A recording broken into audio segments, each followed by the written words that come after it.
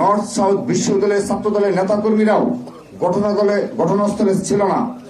সার্জিস আলমের সাথে ছাত্রদলের কোনো বিরোধ হয়নি, তবে উল্টো সার্জিস আলমের শোডাউনে নিষিদ্ধ ঘোষিত ছাত্রলীগের চিহ্নিত সন্ত্রাসী এবং জুলাই আগস্টের গণহত্যার আসামিদেরকে দেখা গেছে। এভাবে জাতীয় নাগরিক পার্টি ও তাদের ছাত্র সংগঠনে নিষিদ্ধ ছাত্রলীগের পুনর্বাসন নেতাকর্মীদের পুনর্বাসন হচ্ছে। আমরা নিষিদ্ধ সংগঠনের নেতাকর্মীদের পুনর্বাসনের নিন্দা জানাচ্ছি।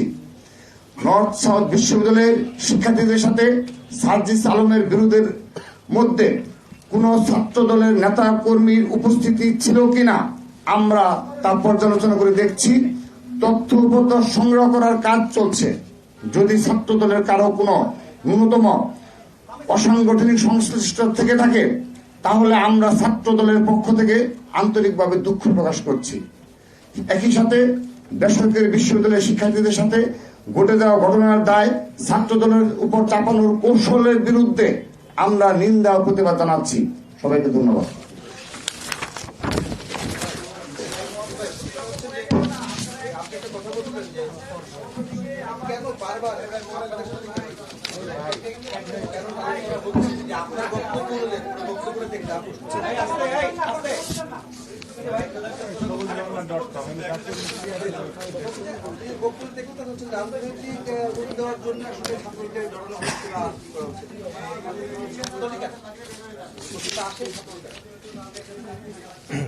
বিভিন্ন একই ঘটনা দেখছি যে বিরোধের বিষয়গুলো চলে আসছে।